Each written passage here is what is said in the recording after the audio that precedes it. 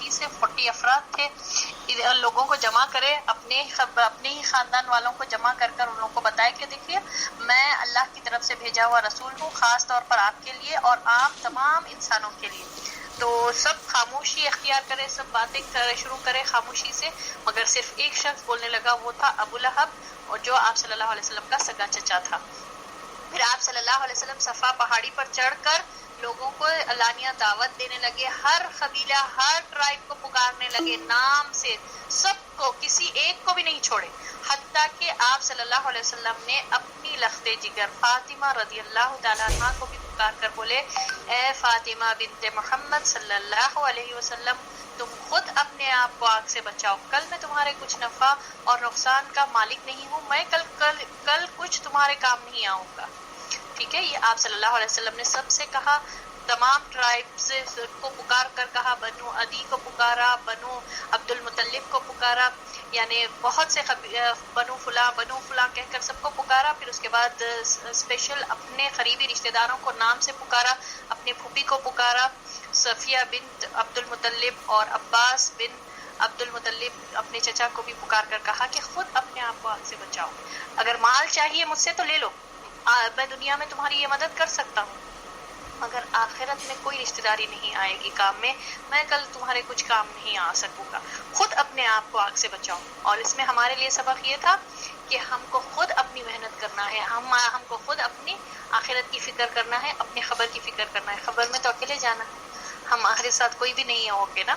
تو اس بات سے ہم کو پتا چلتا. پھر بہرحال اب یہ جب صفا پہاڑی کا معاملہ ہوا تو بہرحال بہت سے لوگ اکٹھا ہوئے تھے، اور آپ لوگوں نے دیکھا وہ اس بچی کا ویڈیو میں نے جو گروپ میں بھیجایا تھا. ہاں میں نے سبحان اللہ، سبحان اللہ، کتنا پیارے انداز سے اس بچی نے، سبحان اللہ، جو احساس جو فیلنگز وہ بچی فیل کر کے محمد صلی اللہ علیہ وسلم کا نام لینے کا طریقہ، اور ابو لہب کو کتنا بہت بدترین شخص تھا، بہت بدترین شخص تھا. تو بہرحال سبحان اللہ، دیکھیے اللہ تعالیٰ، اور اس سے پتہ چلتا کہ ماں باپ کی اپبرنگنگ کیا ہے اور کیسا گھر کا ماحول ہے. اللہ تعالیٰ جو ہے نا اس بچی کو بہترین دائی بنائے، آمین یا رب. تو بہرحال ہم لوگ یہی ٹاپک کر رہے تھے. یہ ابو لہب اٹھا، پہلے بھی جب آپ صلی اللہ علیہ وسلم لوگوں کو گھر پہ بلائے تبھی بھی اس کا ہی کام تھا، یہی بڑی آواز میں بات کرا، اور ابھی بھی صفا پہاڑی پر جب آپ صلی اللہ علیہ وسلم نے دعوت دی، یہ ابو لہب سب سے پہلے اٹھا اور چیخ کر ہاتھیں اٹھا کر آپ صلی اللہ علیہ وسلم کو کہنے لگا، تبت لکا یا محمد، اے محمد نعوذ باللہ تو غارت ہو. اس کا معنی یہ تھا. تو اللہ کو اتنا وہ ہوا، سبحان اللہ، یہ آپ صلی اللہ علیہ وسلم کا سگا چچا ہو کر بھتیجے کی مدد کرنے کی بجائے بھتیجے کو بددعا دے رہا تھا، تو اللہ نے بددعا دی قرآن میں، تبت یدا ابی لہب. اور ابی لہب جو ہے نا تباہ ہو گیا، ابو لہب ٹوٹ گئے ابو لہب کے ہاتھ، اور وہ برباد ہو گیا. اور ہم لوگوں نے کل کیا تھا کہ کس طرح سے اللہ نے اس کو برباد کیا، کہ کس طرح سے اس کی موت واقع ہوئی اور اس کا کیا انجام ہوگا آخرت میں، پورا سبحان اللہ سورۃ اللہب سے ہم کو پتہ چلتا. بہرحال اب یہ معاملہ ہوا تو اب آپ صلی اللہ علیہ وسلم کے ساتھ ری ایکشن لوگوں کو سمجھ میں نہیں آیا، سب لوگ تعجب کرے، حیرت کرے، بات سمجھ میں نہیں آئی. مگر جب گھروں کو واپس پلٹے تو اب ان لوگوں کے متکبرانہ خیالات کہ ہم کیوں مانیں، ہم کیوں ہمارے باپ دادا کا دین چھوڑ دیں، یہ جو ان کے پاس جو انا تھی، جو اکڑ پنا تھا، جو اکڑ تھی اور جو تکبر تھا، وہ خیالات کے بنا پر آپ صلی اللہ علیہ وسلم جو دعوت لے کر آئے، جو دین اسلام لے کر آئے، اس کی تکذیب کرنے لگے، اس کا مذاق اڑانے لگے، اور آپ صلی اللہ علیہ وسلم کو تانا دینے لگے. کیا بول کر تانا دیتے تھے یہ لوگ؟ آپ صلی اللہ علیہ وسلم کو کیا بول کر پکارتے تھے؟ کس کا بیٹا بول کر بولتے تھے؟ ابو کبشہ کا. کون ہے ابو کبشہ؟ کون ہے یہ ابو کبشہ؟ وہ ان کی ننیال کی طرف سے، ننیال کے صلی اللہ علیہ وسلم کے ننیال کی طرف سے تھا. یہ شخص جو ہے نا یعنی قریش مکہ والوں کا دین چھوڑ کر یہ نصرانی ہو گیا تھا. تو جس طرح سے یہ شخص ہو گیا تھا تو یہ لوگ بھی کہا کہ ان لوگوں نے بھی آپ صلی اللہ علیہ وسلم کو ایک طنزیہ انداز میں، ایک ٹونٹنگ وے میں، ایک تانا دے کر کہتے تھے کہ یہ دیکھو ابو کبشہ کا بیٹا، یہ آسمان سے باتیں کرتا ہے. اس طرح سے تانے دینے لگے اور آپ صلی اللہ علیہ وسلم کو آتے جاتے اسی طرح سے پکارتے تھے اور ابو کبشہ کا بیٹا کہہ کر تانے مارتے تھے. مگر آپ صلی اللہ علیہ وسلم جو ہے نا اس دین کے کام میں لگے رہے، ان کے باتوں کو سنے ہی نہیں، اور بلکہ یہ دعوت دیتے رہے یا قوم اعبدوا اللہ ما لکم من الہ غیر، اے میری قوم اللہ کی عبادت کرو، اللہ کے سوا تمہارا کوئی معبود نہیں. ٹھیک ہے، تو یہ ہوا، یہاں تک ہم لوگوں نے کیا. اب آگے کا سبق ہم کو کرنا ہے، چلیے سٹارٹ کریں گے. نحمده ونصلي على رسوله الكريم، اما بعد، فاعوذ بالله من الشيطان الرجيم، بسم الله الرحمن الرحيم. رب اشرح لي صدري ويسر لي امري واحلل عقدة من لساني يفقهوا قولي. ربي زدني علما، اللهم فقهني في ديني، اللهم اني اسالك علما نافعا ورزقا طيبا وعملا متقبلا. اللهم صل على محمد وعلى آل محمد كما صليت على إبراهيم وعلى آل إبراهيم إنك حميد مجيد. اللهم بارك على محمد وعلى آل محمد كما باركت على إبراهيم وعلى آل إبراهيم إنك حميد مجيد. ٹھیک ہے، اس کے بعد اب آپ صلی اللہ علیہ وسلم کے ساتھ ان لوگوں کا رویہ ایسا ہو گیا تھا کہ مذاق اڑاتے تھے، حقیرت کی نگاہ سے دیکھتے تھے، تحقیر کرتے تھے، طعنہ زنی کرتے تھے. اور پھر اس کے بعد اب یہ ہوا ہی نہیں معاملہ، اب حاجیوں کے آنے کا سیزن، حج کا جو مہینہ تھا اس کا سیزن، حج کے جو مہینے ہیں وہ شروع ہو گئے. لوگ آتے تھے، دین ابراہیمی کی جو بچی کچی تعلیمات تھے، مگر ہاں اس میں بھی لوگوں نے بہت زیادہ اپنی طرف سے رسومات کر دیے تھے. مگر حج کا تو معاملہ تھا، حاجیاں آتے تھے. اور کون تھے رہتے تھے؟ میجورٹی آف پیپل کون رہتے تھے؟ مصر کے رہتے تھے، مکہ کے اطراف کے قریب کے جو ممالک تھے، جس میں سے مصر، یمن اور یثرب. یثرب جو ہے مدینہ کا پرانا نام ہے، اولڈ نیم آف مدینہ یثرب تھا. تو یہاں سے لوگ میجورٹی یعنی کثیر تعداد میں آتے تھے. اب وہ موومنٹ پہ کیا کرے یہ لوگ اہل مکہ؟ حاجیوں کی آگاہی کے لیے قریش کے مشورے. قریش اس پوری صورتحال کی تشویش کی نظر سے دیکھ رہے تھے، اور ابھی اس پر تھوڑا ہی عرصہ گزرا تھا کہ حج کا وقت آ گیا. یعنی قریش کو ابھی یہ تشویش انویسٹیگیٹ کر رہے تھے، یہ لوگ تشویش ہو رہی تھی، شک پڑ رہا تھا، کنفیوژن کا معاملہ تھا کہ حج کا سیزن آ گیا، حج کا وقت آ گیا، اور انہیں حاجیوں کے بارے میں تشویش نے آ گھیرا. چنانچہ ان کی ایک جماعت ولید بن مغیرہ کے پاس آئی. ٹھیک ہے، تو اب ان کو اب جو حاجیاں آئیں گے، بہت کثیر تعداد میں آتے تھے لوگ مکہ میں خانہ کعبہ کا جو حج کرنے کے لیے.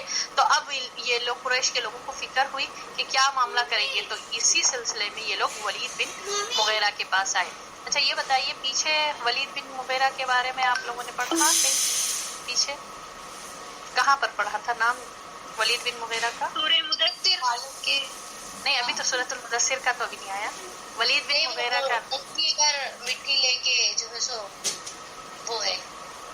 نہیں، ہم پیچھے کے سبق میں پڑھے تھے نا، ولید بن مغیرہ کیا کرا تھا یہ؟ خالد بن ولید کے ابا رہتے نا وہ. جی ہاں، خالد بن ولید کے یہ پیچھے بولتا، آپ یہ بول رہے کہ پچھلی ہاں لاسٹ لیسنس میں ہم لوگوں نے کوئی لیسن میں ولید بن مغیرہ کا نام پڑھا. عزت والا، ہاں عزت والا ذلت والے کو نکال دے گا، بلکہ وہ نبی صلی اللہ علیہ وسلم کے اوپر. نہیں رئیسہ، یہ تو ہے نا عبداللہ بن ابی کا سینٹنس ہے، یہ منافقین کا. یہ تو مدینے میں، یہ ہم پیچھے کے لاسٹ لیسنس میں آپ لوگوں ولید بن مغیرہ کے بارے میں پڑھے. لا الہ الا اللہ، بھول گئے آپ لوگ؟ کہاں پر پڑھے تھے ولید بن مغیرہ؟ کیا کرا تھا یہ؟ کیا کہہ کر اس نے کہا تھا کہ اللہ مسلمین کو ہلاک نہیں کرتا؟ کون ہے ولید بن مغیرہ؟ میں جب بتائی تھی خالد بن ولید کا والد. ہاں، تو یہ کب بولا تھا یہ سینٹینس؟ یہ مسلمین کو اللہ ہلاک نہیں کرتا. کعبے کو اٹھا دیں گے، دوبارہ تعبیر کریں گے. کیا جی، ویری گڈ، ماشاء اللہ، بارک اللہ فیک. جب حجر اسود کا جب جھگڑا چل رہا تھا، خانہ کعبہ کا جب دیواریں کمزور ہو گئی تھی، ٹھیک ہے، سیلاب آ گیا تھا نا، تب لوگوں کو ڈر لگ رہا تھا کہ کہاں دیواریں گرانے سے کہاں ہم پر عذاب آ جائے گا. تو اسی نے، یہ ولید بن مغیرہ نے کیا کہا تھا کہ اللہ تعالیٰ مسلمین کو یعنی اصلاح کرنے والوں کو اللہ ہلاک نہیں کرتا. تو اب میں آپ لوگ کو بس یاد رکھنے کے لیے، پوائنٹ یاد دلانے کے لیے بتائی. تو بہرحال اب لوگ ولید بن مغیرہ کے پاس آئے، اور کون تھا یہ ولید بن مغیرہ؟ بہت زیادہ مالدار شخص، سبحان اللہ. یہ اتنا زیادہ مالدار تھا، کہا جاتا ہے کہ اس کے پاس پراپرٹی مکے سے لے کر طائف ہم سب کو معلوم ہے طائف कैसा कितनी दूर का इलाका है, वहां तक उसकी प्रॉपर्टी थी. और सुभान अल्लाह काबे के खिलाफ, काबे के ऊपर जो क्लॉथ चढ़ाते थे, उस दौर में भी चढ़ाते थे, तो वो जो है ना एक साल पूरे मक्का के जितने बड़े बड़े लोग रहते थे कंट्रीब्यूट करते थे, और दूसरा साल पूरा इसकी तरफ से पैसा लगता था. इतना ज्यादा मालदार शख्स था. और सुभान अल्लाह सूरतुल मुदस्सिर में इसका जिक्र है. तो आइए हम देखेंगे कि ये क्या करा. ये वलीद बिन मुगीरा, इतना ज्यादा सरदारी हासिल थी इसको, इतना ज्यादा अल्लाह ने मालदार बनाया, पोजीशन दिया, सब कुछ दिया. तो अब लोग यहाँ वलीद बिन मुगीरा के पास आए. ये उनमें सब में उम्र रसीदा और मर्तबे का आदमी था, यानी पोजीशन था, रेस्पेक्टेबल पर्सन था. उसने कहा देखो हज का वक्त आ गया है, अब हर तरफ से लोग तुम्हारे पास आएंगे, और वो इन साहब के मामला सुन ही चुके हैं. यानी लोगों को पता चल गया, चर्चे चल रहे थे, सबको पता चल रहा था कि मक्के में एक शख्स है, मोहम्मद सल्लल्लाहु अलैहि वसल्लम उनका नाम है, वो अल्लाह के रसूल है और एक अल्लाह की इबादत की तरफ बुलाने की बात कर रहे हैं. ये चर्चा चल रहा था. तो इशारा इन साहब मतलब मोहम्मद सल्लल्लाहु अलैहि वसल्लम की तरफ उसने इशारा करके, है ना, एक बात अब सबको पता चल गया मोहम्मद सल्लल्लाहु अलैहि वसल्लम के बारे में, लिहाजा कोई एक राय तय कर लो और मुख्तलिफ बातें ना कहना और ना एक दूसरे को झुठला, और मुख्तलिफ बातें ना करना वरना एक दूसरे को झुठला बैठोगे. सुभान अल्लाह, ये लीडरशिप क्वालिटी उसकी देखिए. यहाँ पर क्या बात करा, ये कि सबकी बात एक रहना, कोई मुख्तलिफ, मैं एक बात बोलूँ दूसरा कोई एक बात बोलेगा, ऐसा नहीं होगा. हम राय मशवरा करेंगे. तो यहाँ से आपको एक बेहतरीन बात पता चलती कि टीम वर्क, बुराई करने के लिए भी टीम वर्क, यूनिटी चाहिए. अगर कोई एक बात बताए दूसरा तो नहीं ये है, तो वरना झुठला बैठोगे, एक दूसरे को झुठला बैठोगे और लोग यकीन नहीं करेंगे. तो ये यहाँ पर एक इम्पोर्टेंट बात पता चलती, देखिए यूनिटी होनी चाहिए, और कोई भी काम करने के लिए टीम वर्क बहुत मैटर करता. अब पहले ही ये लोगों को बता दिया कि अपन राय मशवरा करेंगे और सबकी एक बात होना, कोई मुख्तलिफ बात नहीं करना चाहिए.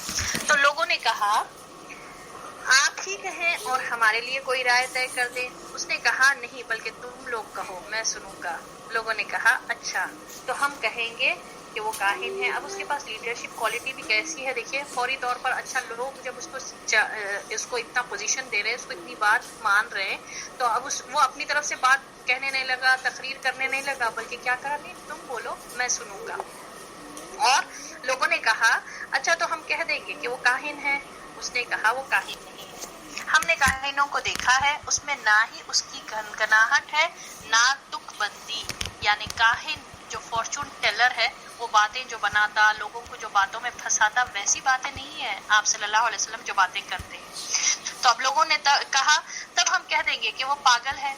उसने कहा वो पागल भी नहीं है. यानी वलीद बिन मुगीरा हर एक की इस्लाह कर रहा और कहा कि वो पागल भी नहीं है, हम पागलपन को भी जानते हैं, इसमें ना पागलों की सी घनत है, ना उल्टी सीधी हरकतें, ना बहकी बातें. लोगों ने कहा तब हम कह देंगे कि वो शायर है. उसने कहा वो शायर भी नहीं है, हमें शेर व शायरी की तमाम किस्में मालूम है, वो शायर नहीं है. देखिए आप कैसी मीटिंग हुई. और सुभान अल्लाह आगे क्या हुआ देखिए. लोगों ने कहा अच्छा, तो हम कह देंगे कि वो जादूगर है. उसने कहा वो जादूगर भी नहीं है, हमने जादू और जादूगर को सबको देखा है, उसमें ना किसी झाड़ फूंक की बात है, ना रहबंदी. सुभान अल्लाह. लोगों ने कहा तब हम क्या कहेंगे. अब लोगों ने कहा कि चलिए कुछ तो भी एक बोलने के लिए, लोगों को टालने के लिए, इतने बड़ा मजमुआ जब आएगा हज पर, उन लोगों को बोल देंगे कि नहीं ये मोहम्मद सल्लल्लाहु अलैहि वसल्लम की बात नहीं सुनो, बोल देंगे कि ये काहिन है. तो ये इस्लाह करते जाना लोगों की. नहीं काहिन बोले तो लोग नहीं समझेंगे कि काहिन के कैसे रहते. लोग फौरी तौर पर बातिल को तो समझ जाएंगे, तुम्हारी बात वाज़ेह हो जाएगी, तो वो लोग जान लेंगे लोग. तो उस लोगों ने कहा कि अच्छा ठीक है, फिर हम पागल कह देंगे. तो ये वलीद बिन मुगीरा कहने लगा नहीं पागलपन की सिफत ही नहीं है, मोहम्मद सल्लल्लाहु अलैहि वसल्लम में पागलपन को तो हम जानते हैं, वैसी भी हरकतें नहीं है. तो फिर हम कह देंगे कि वो शायर है, जो भी वो कहते हैं वो शायरी है. तो वलीद बिन मुगीरा ने कहा नहीं उसमें शायरी वाली निशानियां भी नहीं है, कोई जो किस्में होती शायरी की मैं जानता हूँ वो भी उसमें नहीं है. तो फिर हम कह देंगे कि जादूगर है. तो इससे क्या पता चलता कि इनको पता था. ठीक है, अब वो उसने क्या कहा कि जब ठीक है हम कह देंगे कि ये जादूगर है, تو ولید بن مغیرہ نے کہا کہ نہیں نہیں وہ جادوگر بھی نہیں ہے، اس میں نہ جادو اور جادوگر والوں کی جو صفتیں ہوتی، جو کیریکٹرز ہوتے وہ بھی نہیں ہے، کیونکہ وہ نہ گرہ بندی، یہ جادوگر جو کام کرتا وہ بھی نہیں کرتے۔ تو لوگوں نے کہا تب اب کیا کہیں گے ہم؟ تو اس نے کہا واللہ اس کی بات میں مٹھاس اور رونق و تازگی ہے۔ کس طرح سمجھ گئے تھے یہ لوگ، سبحان اللہ، ان کی اکڑ اور یہ جو ایروگنس تھا ان کے پاس، وہ الاؤ نہیں کر رہا تھا اس کو، کہ یہ لوگ سمجھ گئے تھے جب باتیں، جو آیتیں پڑھ کر آپ صلی اللہ علیہ وسلم جو قرآن کی آیتیں پڑھ کر بلاتے تھے، جو ایک اللہ کی عبادت کی طرف، توحید کی طرف دعوت دیتے تھے، وہ سمجھ کر ولید بن مغیرہ نے کیا کہا، واللہ اس کی بات میں مٹھاس اور رونق اور تازگی ہے، اس کی جڑ پائیدار اور اس کی شاخ پھلدار ہے، تم جو بھی کہو گے واضح ہو جائے گا کہ وہ باطل ہے، یعنی تم جتنے بھی ریزنز دو گے، لوگوں کو بولنے کی کوشش کرو گے، واضح ہو جائے گا۔ آپ صلی اللہ علیہ وسلم کی بات میں اتنی سچائی ہے، اتنی حق بات ہے، ویسے زیادہ مناسب یہی ہے کہ وہ جادوگر ہے اور اس کی بات میں جادو ہے۔ دیکھیں سبحان اللہ، بات میں جادو ہے، یعنی کلام میں جادو ہے، عمل میں جادو نہیں ہے۔ اس نے کیا کہا کہ ہاں جادوگر ہی صحیح ہے، ہم یہ کہہ دیتے ہیں کہ اس کی بات میں جادو ہے، وہ اس کے ذریعے باپ بیٹے میں، بھائی بھائی میں، میاں بیوی میں اور آدمی اور اس کے خاندان میں تفرقہ ڈال دیتا ہے۔ تو یہ چل رہا تھا مکے میں، بہت سے لوگوں میں فساد وغیرہ چل رہا تھا، گھر کے ممبرز، ایک گھر کا ممبر جو ہے اسلام قبول کر لیتا تھا تو دوسرے گھر کے ممبرز اس کے خلاف ہوتے تھے، نفرت ہوتی تھی، فساد ہوتا تھا، میاں بیوی میں لڑائی ہو جاتی تھی، باپ بیٹے میں لڑائی ہو جاتی تھی، ماں بیٹے میں لڑائی ہو جاتی تھی، ایسے بہت سے وہ ہو رہا تھا مکے میں۔ تو اس کو یوٹیلائز کریں یہ لوگ، اور دیکھیے سبحان اللہ، یہ تفرقہ، یہ اس نے کیا کہا کہ اب یہی ہم کہیں گے، اور اللہ تعالیٰ نے کیا بیوٹیفلی یہ چیز کا ذکر سورۃ المدثر میں ہے۔ آپ لوگ اس لیسن کو پڑھنے کے بعد گھر کو جب آپ لوگ جب اپنے کام سے فری ہو گئے بعد آپ پڑھیے سورۃ المدثر، تفسیر سے پڑھیے اور ٹرانسلیشن سے پڑھیے، کیا اللہ نے بیان کیا کہ اللہ نے اس کو کیا کیا عطا فرمایا تھا۔ 10 بیٹے اللہ نے اس کو عطا فرمائے تھے، اس کو ایک پوزیشن تھا، اس کے پاس مالداری تھی، مگر اس کا معاملہ کیا تھا کہ ثم یطمع ان ازید، اس کو اور زیادہ چاہیے تھا کہ لوگ اس کو اور زیادہ سرائے، اس کو اور زیادہ پوزیشن کی اس کی خواہش تھی، حریص تھا مال کی دولت کا۔ اور اس نے کیا کیا، اللہ نے فیشیل ایکسپریشنز، اس نے کس طرح سے چال چلی، ثم نظر ثم ادبر واستکبر ثم قال ان هذا الا سحر یؤثر، پھر اس نے کیا کہا کہ نہیں یہ تو جادو ہے، اور وہ بھی اثر کرنے والا جادو، ایسا جادو جس سے فساد پھیلتا ہے۔ ان هذا الا سحر یؤثر، ان هذا الا قول البشر، یہ تو بشر کی بات ہے، یہ تو ایک انسان کا کلام ہے، یہ تو اللہ کا کلام ہو ہی نہیں سکتا۔ اس نے کہا تو اللہ نے کیا کہا، سأصلیہ سقر، اس کو توڑ پھوڑ کر دینے والی آگ میں اللہ تعالیٰ ڈالے گا۔ اتنا بہترین اور کیا ردم ہے سورۃ المدثر میں اس کا ذکر ولید بن مغیرہ کے تعلق سے۔ اور اگر آپ غور کریں تو قرآن میں ابو لہب کا نام ہے، ولید بن مغیرہ کا نام نہیں ہے۔ ولید بن مغیرہ کے تعلق سے جو اس کا سینٹنسز ہے، اس کے فیشیل ایکسپریشن جو ہوئے، ثم عبس و بصر، وہ تیوری چڑھایا، یعنی کہ اپنے آئی بروز کو چڑھا کر، ہاں ہم ایسا بولیں گے، ہم جب کوئی آئیڈیا وہ کرتے نا تو فیشیل ایکسپریشنز پر بھی ہمارے ظاہر ہوتا، اللہ نے ریکارڈ کیا ہے قرآن، سبحان اللہ۔ میں جب بھی سورۃ المدثر پڑھتی ہوں نا، میں سوچتی ہوں کہ خالد بن ولید کو کیا ہوتا تھا ہوگا جب یہ پڑھتے تھے، جب ایمان لا لیے تھے، جب اپنے والد کے تعلق سے، حالانکہ والد کو بہت سپورٹ کرے انیشیل پیریڈ میں خالد بن ولید، جو تلوار اللہ کی تلوار کہلائے، تو جب وہ پڑھتے تھے یہ سأصلیہ سقر، کہ اس کو تو توڑنے پھوڑنے والی آگ میں ڈالا جائے گا، اور کیسی ہوگی آگ، نہ جو چھوڑے گی بھی نہیں، جو بچائے گی بھی نہیں، سب ختم کر کے چھوڑ دے گی، ویسی آگ میں اس کو ڈالا جائے گا۔ اللہ اکبر کبیرہ۔ تو آپ دیکھیے یہ ولید بن مغیرہ، اللہ نے اس کو اتنی حیثیت، اتنا پوزیشن، اتنا سب کچھ عطا کیا، مگر اس نے اس کے خلاف، اللہ کے خلاف، اللہ کی آیتوں کو اس نے کے خلاف کام کیا، سبحان اللہ۔ کلا انہ کان لآیاتنا عنیدا، ہرگز نہیں، یہ تو ہماری آیتوں کا چھٹلانے والا، آیتوں کا دشمن ہے، آیتوں کو وہ کرنے والا ہے، تو اللہ تعالیٰ اس کے ساتھ اتنا برا معاملہ کرے گا۔ اللہ اکبر کبیرہ. تو ہمارے لیے یہ بہت سے سبق ہے کہ پوزیشن، اور جو ہے نا اکثر لوگوں کو جب پوزیشن ملتا یا جو ہے نا ان کا معاملہ کیا ہوتا کہ ان کو مالدار ویلتھ وغیرہ جب آتی، انسان جو ہے نا فخر میں آ جاتا، کسی کو جھٹلانے میں اتنا آگے بڑھ جاتا، وہ دیکھتا ہی نہیں کہ حق حق ہے، حالانکہ حق سمجھ جاتا کہ کوئی انسان اگر اس کو کریکٹ کرا تو ہاں یہ وہ بات جو بول رہا ہے وہ شخص صحیح ہے. مگر تکبر ایسی چیز ہے، اور تکبر انسان کو یوزولی آتا پوزیشن سے، ویلتھ سے، اور اس کو اللہ نے 10 بیٹے عطا کیے تھے، سبحان اللہ. جس میں سے خالد بن ولید سبحان اللہ رضی اللہ تعالیٰ عنہم، یہ صحابہ ہوئے بعد میں اور بہترین صحابہ ہے، تو اسی کے بیٹے ہیں. تو بہرحال اس نے کیا کہا کہ نہیں، ہم یہ فائنلی ہم سب مل کر یہ ڈیسائیڈ کرتے کہ بول دیں گے کہ جادوگر ہے یہ، اور اس کے بات میں جادو ہے. جب یہ بات کرتا نا تو اس سے جادو ہوتا اور لوگوں میں فساد پھیلتا. اور یہ بات چل رہی تھی کہ لوگ پروفس کے طور پر پیش بھی کر رہے تھے، اور لوگ آپ سوچئے اسٹرینجرز آنے سے پہلے ہی لوگوں نے یہ باتیں کرنا شروع کر دیا، ایک طے کر کے ایک آئیڈیا بنا کر اس کے خلاف کرنے لگے. اور سورۃ المدثر میں اللہ کو کتنا غصہ آیا ہوگا. سمجھائیے نا خبر میڈم، پھر ایک بار سمجھائیے تکبر کیا ہے. دیکھیے تکبر کیا ہے، لوگوں کو حقیر جاننا. تکبر کیا ہے کہ میں جو بول رہی ہوں وہ کرنا.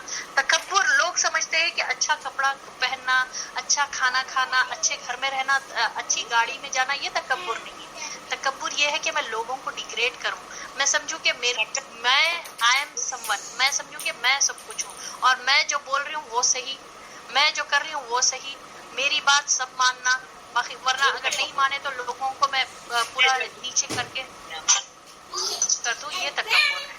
اور تکبر اللہ تعالیٰ تکبر کے تعلق سے، تکبر ورڈ ہے کبر سے، کبریائی اللہ کہتا ہے تکبر کے تعلق سے کبر میری چادر ہے. اگر جو کوئی میری چادر کو چھیننے کی یا کھینچنے کی کوشش کرے گا میں اس کو توڑ کے رکھ دوں گا. اور یہ سب معاملہ اللہ نے ولید بن مغیرہ کے تعلق سے اللہ نے کیا کہا، اس لی ہی سقر، فرعون تکبر تھا، اللہ نے اس کے ساتھ کیسا معاملہ کیا، عبرت کے لیے ہمارے لیے چھوڑ دیا. السلام علیکم میم. میم ابھی آپ بول رہے تھے کہ تکبر کیوں آتا، کوئی 2 چیز بتائے تھے آپ. تکبر 2 چیز سے نہیں، تکبر علم کا بھی ہو سکتا، تکبر مال کا ہوتا. اسپیشلی لوگوں کے پاس جب مال دولت بہت زیادہ آ جاتی نا تو سوچتے کہ I am some one, I am it, خلاص اب میرے کو کوئی وہ نہیں کر سکتا. ٹھیک ہے، یہی سیم معاملہ فرعون کا تھا، سیم معاملہ ابو جہل کا تھا. اس کو اپنے علم کا یہ جو ہے نا علم بہت زیادہ تھا اس کو. اور سیم معاملہ اگر ہم دیکھیں یہ تکبر سٹارٹ ہوا ابلیس جو بڑا جو تھا، نے بھی تکبر کرا کہ نہیں، سب سے پہلے ابلیس کا آتا تکبر میں. جی بالکل، وہاں سے تو یہ شروع ہوا نا. انہوں نے کیا بولا، ابلیس کیا بولا، انا خیر منہ، میں اس سے بہتر ہوں، تو نے مجھے آگ سے پیدا کیا اور یہ تو مٹی کا بنا ہوا ہے اور آگ مٹی کو کھا جاتی ہے. تو یہ اس کا اپنا assumptions تھا اور تکبر کرا، اور اللہ نے اس کو قیامت تک کے لیے ملعون کر دیا، حالانکہ اس کے پاس علم تھا. تو علم کا بھی تکبر ہو سکتا کہ علم آنے کے بعد میں سمجھوں کہ ہاں میرے پاس زیادہ علم ہے، باقی دوسروں کا نے کچھ بھی علم نہیں ہے، سب جاہل ہے میرے سامنے، میں بہت بڑی اسکالر. اگر ایسی سوچ اگر آئے تو یہ تکبر ہے. اور تکبر کرنے والے کو اللہ تعالیٰ دنیا میں سزا دیتا. وہ ہر لیول، جو جیسے لیول کا تکبر کر رہا، کوئی اگر مال پا کر کوئی ویلتھ کا تکبر ہے، اللہ نے اس کو بہت زیادہ عطا فرمایا ہے، مال دولت زیادہ دیا، بڑے بڑے بلڈنگز کا مالک ہے، ملینئر ہے، کروڑ پتی ہے، اور اس کو اس کا فخر ہے اور اس کا تکبر ہے، تو پھر اللہ توڑ دے گا. اس کو ٹیمپرری طور پر اللہ تعالیٰ دیکھتا کہ کب وہ سدھرے گا، کب پلٹے گا. اگر نہیں، وہ تکبر کی بنا پر لوگوں کو ڈیگریڈ کر رہا، لوگوں کے ساتھ غلط معاملہ کر رہا، لوگوں کو حقیر نگاہ سے دیکھ رہا، تو سبحان اللہ، اللہ تعالیٰ پھر اللہ نے فرمایا کہ میں توڑ کے رکھ دوں گا اس کو. اور فرعون کی لاش ہمارے لیے عبرت کے لیے چھوڑ دی گئی. ہزاروں سال پہلے مرا فرعون. آپ دیکھیے چند مہینوں میں باڈی سڑ جاتی، گل جاتی، ختم ہو جاتی، تباہ ہو جاتی. سبحان اللہ. مگر اللہ نے فرعون کی لاش کو محفوظ رکھا تاکہ عبرت حاصل کریں ہم، کبھی کسی بات پر فخر نہ جتائے، کبھی کسی بات پر ہم کو تکبر، کبریائی نہ آئے کہ میں I am some one, I am it, خلاص میرے پاس زیادہ علم ہے، میرے پاس زیادہ مال ہے، میرا پوزیشن بڑا ہے، میری بات سب سننا، باقی لوگ کچھ بھی نہیں ہے میرے سامنے. تو اللہ تعالیٰ کو یہ پسند نہیں ہے. اور آپ صلی اللہ علیہ وسلم نے تکبر کے تعلق سے کیا فرمایا کہ اگر کسی کے دل میں رائے برابر بھی تکبر ہوگا تو وہ جنت میں نہیں جائے گا. رائے مسٹرڈ سیڈ، اتنا چھوٹا بھی تکبر، کسی بات کا بھی تکبر کہ میں بہت زیادہ بہت سے لوگوں کو خوبصورتی کا بھی ہوتا کہ میں بہت خوبصورت، میرے فیچرز بہت اچھے، میرا کلر بہت اچھا، میرے جیسے کوئی خوبصورت ہی نہیں. دوسروں کو اس کے سامنے جو خوبصورت نہیں ہے اس کو نیچا دیکھتے، ٹھیک ہے. اور کسی کو اللہ ہائٹ دے دیا تو شارٹس جو پیپل رہتے ان کو نیچی نگاہ سے دیکھتے. تو سبحان اللہ، ہر قسم کے تکبر سے اللہ نے ہم کو منع کیا ہے. اور یہ ایک حدیث ہمارے ذہن میں ہمیشہ رہنا چاہیے کہ رائے برابر بھی تکبر رکھنے والے لوگ جنت میں نہیں جائیں گے. اللہ ہم سب کو ہر قسم کے تکبر سے محفوظ فرمائے، آمین یا رب. چلیے، تو یہ ولید بن مغیرہ کا تھا. اس کے پاس لوگ آئے مشورہ کرنے کے لیے. السلام علیکم میم. جی وعلیکم السلام ورحمۃ اللہ. زیادہ تکبر کے بارے میں مان لیا میم، اگر میرے میں کچھ اچھی چیزیں ہیں اور لوگ ہماری تعریف کرتے ہیں میم، ٹھیک ہے نا، تو ایک ہوتا ہے میم انسانی فطرت کی وہ ہنسی آ جاتی ہے یا مسکراہٹ آ جاتی ہے میم، تو کیا میم وہ بھی تکبر ہے؟ دیکھیے، تکبر ایک الگ چیز ہے، اپریشیٹ کرنا، انکریج کرنا ایک الگ چیز ہے. ایک ہوتا دیکھیے فلیٹری، ایک آپ کا ہے ہی نہیں وہ کوالٹی، لوگ ہے نا آپ کو چڑھا رہے ہیں، ارے بھائی آپ کیا ہے، آپ واہ واہ، آپ اتنے خوبصورت ہیں، آپ اتنے مالدار ہیں، آپ کی باتوں کی کیا بات ہے، اور وہ پلٹ کر آپ کی برائی کر رہا، بس آپ سے آپ سے کچھ کام لینے کے لیے کر رہا، تو آپ کو سمجھ میں آ جاتا فلیٹری کیا ہے.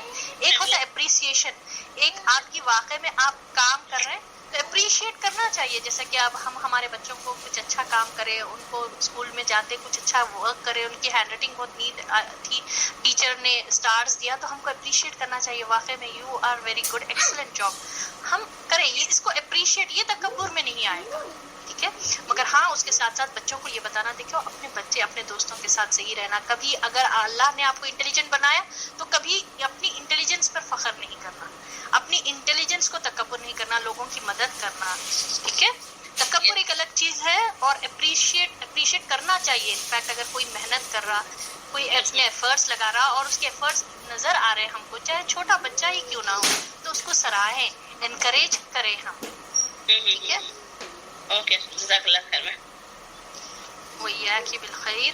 چلیے، تو اب یہ تھا ولید بن مغیرہ. اللہ نے اس کو 10 بیٹے، اس کو اتنا مالدار شخص تھا، اتنا زیادہ مالداری پراپرٹی ہونے کے باوجود اس نے اور سب چیز حق کو سمجھا. آپ یہاں دیکھیں، سب کی اصلاح کر رہا ہے.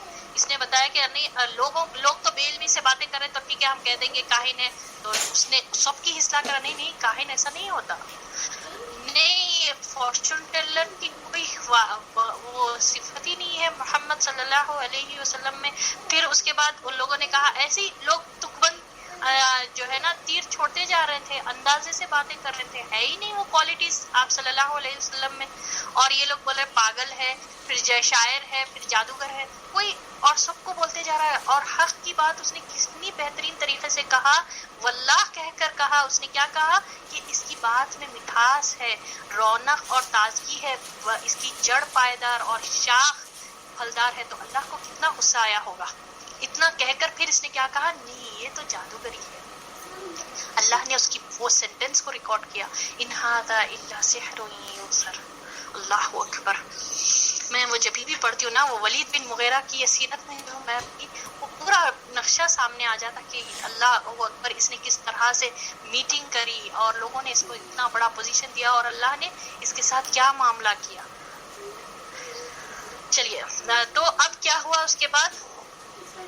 تو اب یہ بات طے کر کے لوگ وہاں سے اٹھے اور انہوں نے حج کے لیے آنے والوں کی راہ میں بیٹھنا شروع کر دیا. اب یہ بات طے ہو گئی، ٹھیک ہے. اب پوری ٹیم پوری یہی بات پہ کہ جادوگر ہے، یہ بات بولیں گے. یہ پورا طے کر کے وہاں سے اٹھے. اور جب حج کے لوگ آنے لگے حج کے لیے، تو لوگ کیا کرے، راہ میں بیٹھنا شروع کر دیا. اب جو بھی ان کے پاس سے گزرتا اس سے آپ صلی اللہ علیہ وسلم کی بات ذکر کرتے اور ڈرا دیتے. نتیجہ یہ ہوا کہ لوگوں نے آپ صلی اللہ علیہ وسلم کو دیکھنے اور سننے سے پہلے ہی آپ صلی اللہ علیہ وسلم کا معاملہ جان لیا. اللہ اکبر. اب دیکھیے، ایک تو یہ لوگ نیگیٹو وے میں کر رہے ہیں، پروموٹ کر رہے تھے، ٹھیک ہے. موسیٰ علیہ السلام کے معاملے میں بھی ہم لوگوں نے دیکھا کہ فرعون نے ڈھنڈورا پٹوایا تھا. جاؤ جا کے نکارے بجاؤ اور بڑے بڑے ایکسپرٹس جادوگر کو لے کر آؤ موسیٰ علیہ السلام کے خلاف. تو لوگ نہیں ڈھنڈورا پیٹے تھے پورے. جا کر یہ فرعون بھیجا تو فرعون کے لوگ ہی فرعون کے آرمی والے لوگ جا کر بولے کہ دیکھو یہ موسیٰ ہے رسول ہونے کا دعویٰ کر رہے ہیں اور ہمارے پاس کون بڑے بڑے ایکسپرٹ ہے. تو اب ایک طرح سے پروموٹ کر دیے نا موسیٰ علیہ السلام کو. اسی طرح یہاں پر محمد صلی اللہ علیہ وسلم سے ملنے سے پہلے ہی یہ لوگ کیا کرے, یہ لوگ غلط نیت سے لوگوں کو جا کر بولے دیکھو ایک ایسے شخص ہے جن کا نام محمد ہے, وہ ہے نا آپ کو قرآن پڑھ کر سنائیں گے, آیتیں پڑھ کر سنائیں گے, تو ان کی بات نہیں سننا, وہ جادوگر ہیں, بہرحال لڑائی فساد کرتے. تو لوگوں کو پہلے ہی, اب بہت سے لوگوں کو نہیں معلوم تھا ہوگا ان میں سے, اب لوگ ہے نا, اب جب جس کا چرچا زیادہ ہو رہا تو لوگ ہے نا تھوڑے الرٹ ہو جاتے, تھوڑا جاننے چاہتے کہ آخر کیا معاملہ ہے. تو بہرحال یہ لوگ تو نیگیٹو وے میں کرے مگر انفیکٹ ہوا وہ پازیٹیو. اور سبحان اللہ نتیجہ یہ ہوا کہ لوگوں نے آپ صلی اللہ علیہ وسلم کو دیکھنے اور سننے سے پہلے ہی آپ کا معاملہ جان لیا. اس کے بعد جب حج کے دن آ گئے تو نبی صلی اللہ علیہ وسلم نے حاجیوں کے مجموعے اور ڈیروں میں جا جا کر انہیں اسلام کی طرف بلانا شروع کیا. اگر آپ یہ دیکھیں سبحان اللہ, آپ صلی اللہ علیہ وسلم نے کس طرح اس مشن کو سٹارٹ کیا. پہلے تو تانا برداشت کرتے ہوئے, ٹھیک ہے, اور ابو لہب سگا چچا, ایک اتنا بڑا جو ہے نا سگا ہو کر, ایک ریئل اون چاچا ہو کر اتنا بڑا وہ اس نے یہ کیا, ٹھیک ہے. پھر اس کے بعد آپ صلی اللہ علیہ وسلم لوگوں کے پاس جاتے, مجموعے میں جاتے, ڈیروں میں جا کر, اور ہمارے پاس ہم گھر میں بیٹھ کر اے سی کے اندر تھنڈر فین چلتے رہتا, سب میں بھی اگر دین پڑھنے کے لیے جوائن ہونے کے لیے یا پھر کلاس کے لیے گھر میں بیٹھے ہمارے لیے یہ مشکل ہوتی. اور سبحان اللہ محمد صلی اللہ علیہ وسلم کیسا اس دین کو اپنے اوپر وہ سمجھ کر, لازم سمجھ کر لوگوں کے پاس گئے. حالانکہ آپ صلی اللہ علیہ وسلم کا نیگیٹو پروپیگنڈا کر چکے تھے یہ لوگ, ٹھیک ہے, مگر آپ صلی اللہ علیہ وسلم رکے نہیں. ہم ہے نا ہمارے بارے میں کہاں کون غلط بولتے کہ یہ سوچ کر ہم آگے بڑھتے ہی نہیں. یہ ہم ہے نا سیرت پڑھنے کا مطلب یہ ہے کہ ہم سبق سیکھیں, کبھی بھی حق بولنے میں, حق کا ساتھ دینے میں پیچھے نہیں ہٹے. آپ کو جتنا علم ہے, جیسا علم ہے, ڈرے نہیں کسی کی, ہماری نیگیٹو پروپیگنڈا کی وجہ سے ڈرے نہیں ہم. لوگ ہمارے بارے میں نیگیٹو ویوز رکھنے دیجیے. کیا یہاں پر کیا بولا جا رہا, آپ صلی اللہ علیہ وسلم کے ساتھ جو بنا رہے یہ لوگ پروگرامز بنا رہے, میٹنگز کر رہے ہیں اور بول لے رہے, باتیں کر رہے ہیں, اللہ کے علم میں تھا یہ سب چیزیں, اور اللہ تعالیٰ ہم کو بھی جانتا. ہمارے ساتھ آپ اگر کوئی دین کی بات پیش کر رہے ہیں, کوئی آپ کے ساتھ نیگیٹو معاملہ کر رہے ہیں, تو بولنے دیجیے لوگوں کو. آج اچھا بولنے والے کل برا بولتے, برا بولنے والے بھی اچھا بول سکتے. سبحان اللہ. آپ یہ اس سیرت سے سبق لیں گے, کیونکہ سیرت میں آپ یہ دیکھیے اہل مکہ آپ صلی اللہ علیہ وسلم کو الصادق اور الامین کہہ کر پکارتے تھے اور یقین کرتے تھے. اتنا بڑے جھگڑے کو آپ صلی اللہ علیہ وسلم کو سالو کرنے دیے, حجر اسود کا جھگڑا. اور جب آپ صلی اللہ علیہ وسلم واقعی میں حق لے کر آئے تو ان لوگوں نے کیا کہا, اچھا بولنے والے ہی برا بول لے. تو لوگوں کی باتوں کو اوپر کان نہیں دھرنا چاہیے. لوگ بولتے رہتے, لوگوں کو چھوڑ دیجیے. ان ایموشنل ہو کر, رو کر, اپنے آپ کو ڈپریشن میں ڈال کر کام چھوڑ دیں گے تو پھر نہیں بنے گا ایسا. اللہ کو ایسے کمزور مومن کی ضرورت نہیں ہے. مومن جو ہے نا برداشت اللہ کے لیے, ولی ربی کا فصبر, یہ آیت یاد رکھنا ہمیشہ. آپ کو کبھی دین پہنچانے میں افسوس ہوگا, ہر لیول کا آپ کو بھی برداشت کرنا پڑے گا, کیونکہ معمولی چیز نہیں ہے. آپ صلی اللہ علیہ وسلم کے لیول کا ہم کو نہیں ملے گا, مگر ہاں تھوڑا بہت آپ کو بھی سننا پڑے گا, تھوڑا بہت آپ کے بھی خلاف. دیکھو انہوں اپنے آپ کو بہت بڑے سمجھ رہے ہیں, یہ آگے بڑے عالم, ہم بھی لا الہ الا اللہ پڑھنے والے ہیں, ہمارے کو نہیں معلوم نماز روزہ کیا ہے. آپ جب بول رہے ہیں تو لوگ آپ کو ایسے تانے سننا پڑے گا. تو اس کو ہے نا بہت خوبصورتی کے ساتھ سنے, صبر کرتے ہوئے, ولی ربی کا فصبر والا معاملہ. تو بہرحال یہاں پر دیکھیے آپ صلی اللہ علیہ وسلم جب دن آئے, حالانکہ معلوم ہو گیا تھا لوگوں کو, سب پتا چل گیا تھا کہ ان کی بات نہیں سننا ہے, مگر آپ صلی اللہ علیہ وسلم پھر بھی اپنے کام, اپنے مشن میں ڈٹے رہے اور لوگوں کے مجموعوں میں اور ڈیروں میں جا کر انہیں اسلام کی طرف بلانا شروع کیا. آپ صلی اللہ علیہ وسلم فرماتے ہیں کہ لوگوں لا الہ الا اللہ کہو کامیاب رہو گے. اور ایسے بازاروں میں جا کر آپ صلی اللہ علیہ وسلم، ڈیروں میں جا کر، مجموعے میں جہاں پر بھی لوگ جمع ہوتے تھے، آپ صلی اللہ علیہ وسلم چیخ کر بولتے تھے یا ایھا الناس قولوا لا الہ الا اللہ تفلحون، اے لوگو کہو لا الہ الا اللہ تم کامیاب ہو جاؤ گے. ایسا کہتے کہتے جاتے تھے آپ صلی اللہ علیہ وسلم. اور سبحان اللہ بہت سے یثرب سے بھی آئے تھے نا لوگ، جو بعد میں مسلمان ہوئے، ان لوگ گواہی دیتے کہ ہم نے محمد صلی اللہ علیہ وسلم کو بازاروں میں سنا. یہ مجاز کے بازار میں جو ہے نا چلتے، آپ صلی اللہ علیہ وسلم چلتے جاتے اور جو ہے نا یہ کہتے جاتے تھے کہ لوگو لا الہ الا اللہ کہو تم کامیاب ہو جاؤ گے. اور اسی طرح آپ صلی اللہ علیہ وسلم کہتے جاتے. اب یہاں پر کیا ہوا اس کے بعد، ادھر ابو لہب کا یہ حال تھا کہ وہ آپ صلی اللہ علیہ وسلم کے پیچھے پیچھے لگا رہتا، جھٹلاتا جاتا اور تکلیف بھی پہنچاتا، کہ لوگوں کو کہتا کہ دیکھو ان کی بات نہیں سنو، یہ جادوگر ہے، یہ جو ہے نا ان کی بات نہیں سنو. اور آپ صلی اللہ علیہ وسلم کے پیچھے پیچھے جا کر آپ صلی اللہ علیہ وسلم کو سامنے سے دھکے دیتا تھا یہ ابو لہب. اور کیا کرتا تھا، تکلیف بھی پہنچاتا تھا، کس طرح سے پتھر پھینک کر مار کر، ایڑی پر مارتے. آپ صلی اللہ علیہ وسلم جہاں پر بھی جاتے، مجموعے میں جاتے، پیچھے چل جاتا تھا یہ. اور بازاروں میں جا کر جیسے ہی آپ صلی اللہ علیہ وسلم بولتے، اس کو ان لوگوں کو بولتا کہ ان کی بات مت سنو، تم تمہارے دین سے بھٹک جاؤ گے. اللہ اکبر. جی عالیہ. جی میم، پہلے لوگ ایمان لانے سے پہلے بھی حج کرتے تھے؟ جی جی، دین ابراہیم سے حج کا سلسلہ تھا نا، ابراہیم علیہ السلام کے زمانے سے تھا حج کا. جی جی ہاں، مگر بعد میں جو ہے نا ابراہیم علیہ السلام کی وفات کے بعد بہت عرصے کے بعد اس میں چینجز لا لیے تھے کہ لوگ جو ہے نا برہنہ طواف کرتے تھے، سیٹیاں مارنا، بتوں کو رکھ لینا، پھر بعد میں بت پرستی بھی مکہ میں آ گئی. اس طرح سے چینجز ہو گئے تھے. ٹھیک ہے. جی جی، جزاک اللہ خیر میم. ویا کہ بالخیر. تو اب یہاں پر کیا ہوا کہ یہ ابو لہب کیا کرتا، تکلیف دیتا.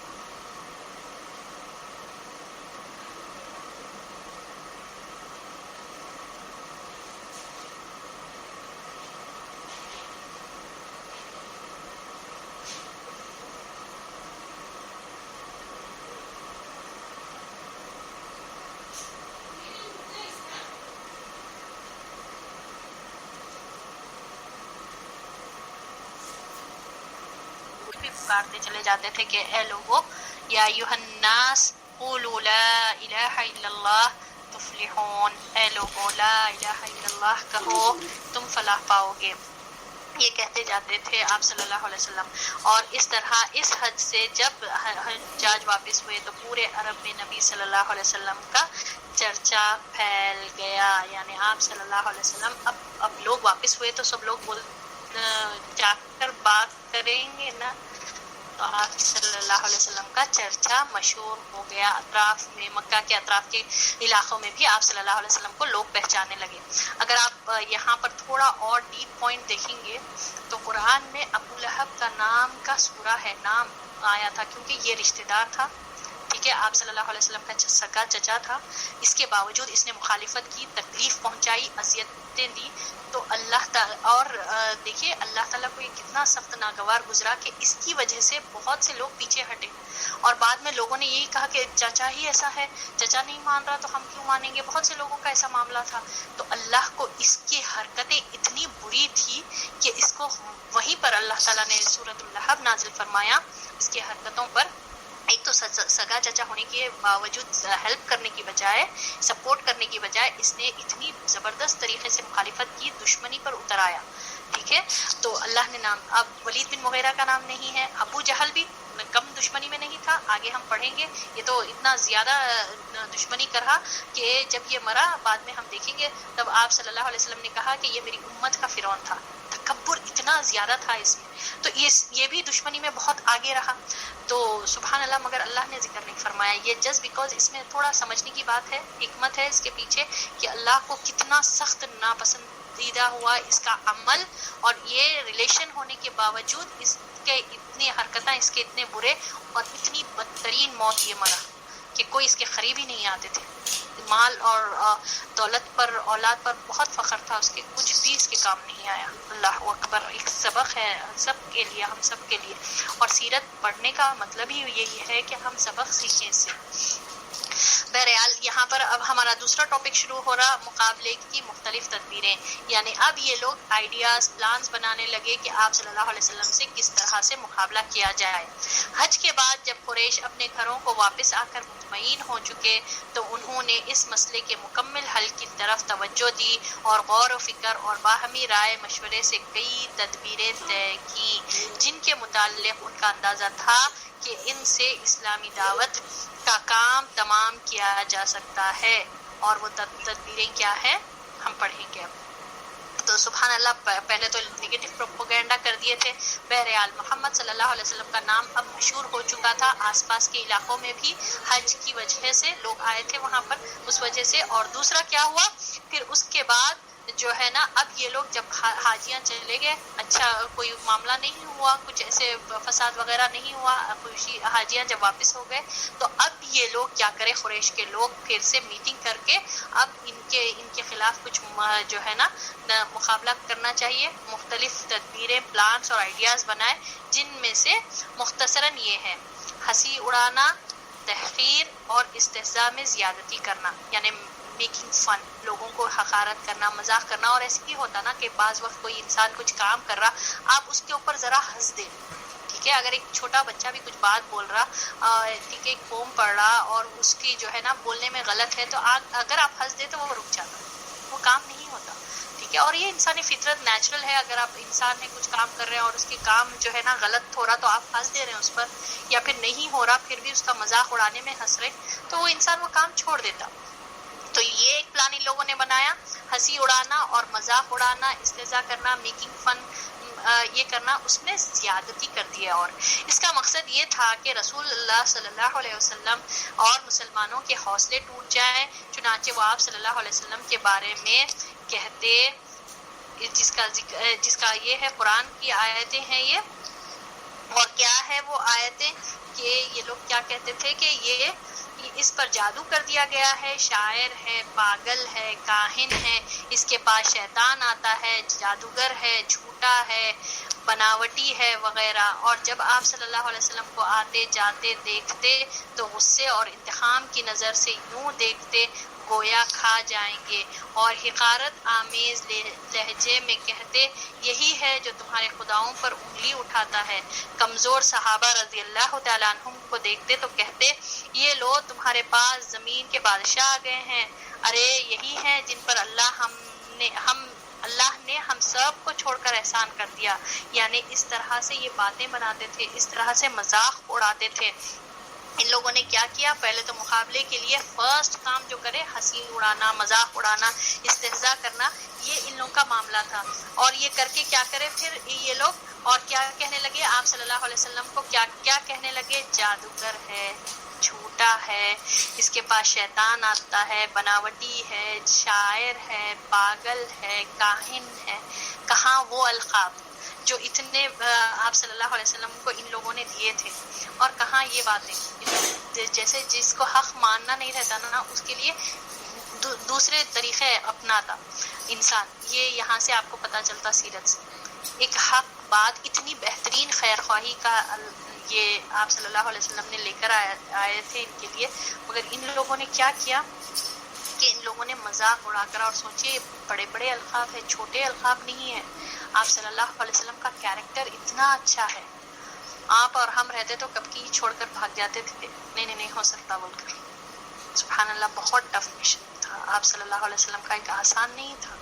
یہ اتنے ایسے ایسے القاب آپ سوچے نا، جادوگر کہا جا رہا جب آپ حق پر ہو، اور کاہن کہا جا رہا، اور کہا جا رہا کہ اس کے پاس شیطان آتا ہے، جھوٹا ہے، بناوٹی ہے، اور جب آپ صلی اللہ علیہ وسلم کو آتے جاتے دیکھتے تو غصے اور انتقام کی نظر سے ایسے دیکھتے کہ کھا جائیں گے، سبحان اللہ، اور حقارت آمیز لہجے سے کہتے یہی ہے جو تمہارے خداؤں پر انگلی اٹھاتا ہے۔ کمزور صحابہ رضی اللہ تعالیٰ عنہم، جو کمزور صحابہ تھے، ٹھیک ہے، ان کو دیکھتے تو کیا کہتے تھے، یہ لوگ تمہارے پاس زمین کے بادشاہ آ گئے، ارے یہ یہی ہیں جن پر اللہ نے ہم سب کو چھوڑ کر احسان کیا ہے۔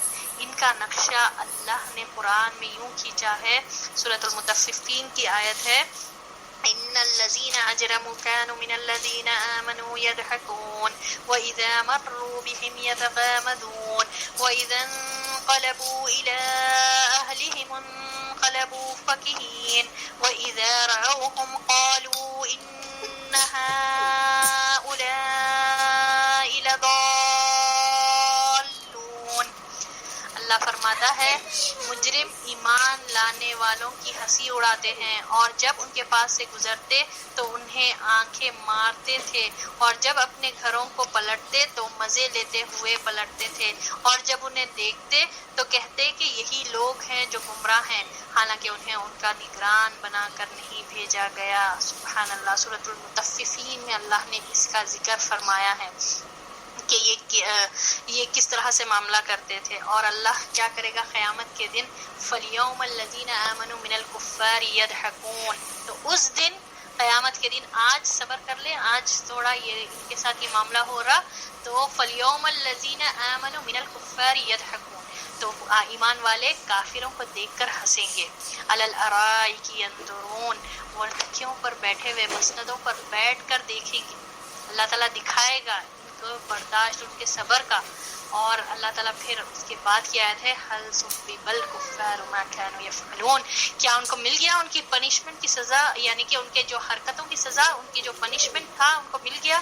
تو سبحان اللہ، کافروں کو جب دیکھیں گے، اب بعض وقت ہمارے ساتھ جو غلط کرتے ان کے ساتھ غلط ہوا تو ہم کو تھوڑا وہ ہوتا نا کہ واقعی میں ہمارے ساتھ ایسے ایسے معاملات کریں گے، تو اس دن، آج تو یہ لوگ جو ہے نا آتے جاتے آنکھوں سے اشارے کرتے تھے، آنکھوں سے اشارے نہیں کرنا چاہیے۔ ہم لوگوں نے جب دور قرآن کا بھی معاملہ کیا تھا تو تب بھی جو ہے نا کسی کے ڈریسنگ سینس کو آنکھوں سے باتیں کرتے تھے یہ لوگ، اہل مکہ یہ کیا کرتے تھے، اشارے کر کے، یہی ہے وہ لوگ ایسے کر کے باتیں کرتے تھے، مذاق اڑاتے تھے، اور کیا کہتے تھے کہ یہی ہے دیکھو گمراہ لوگ ہیں، ایسے کہہ کر یہ کہتے تھے۔ اللہ نے کیا فرمایا، ان لوگوں کو تو اللہ تعالیٰ نے حافظ بنا کر نہیں بھیجا کہ سب کی حفاظت کر لیتے بیٹھے، سب کو جج کر لیتے بیٹھے، اللہ تعالیٰ کے بندے ہیں، یہ کون ہوتے فیصلہ کرنے والے، اللہ فرماتا ہے، سبحان اللہ۔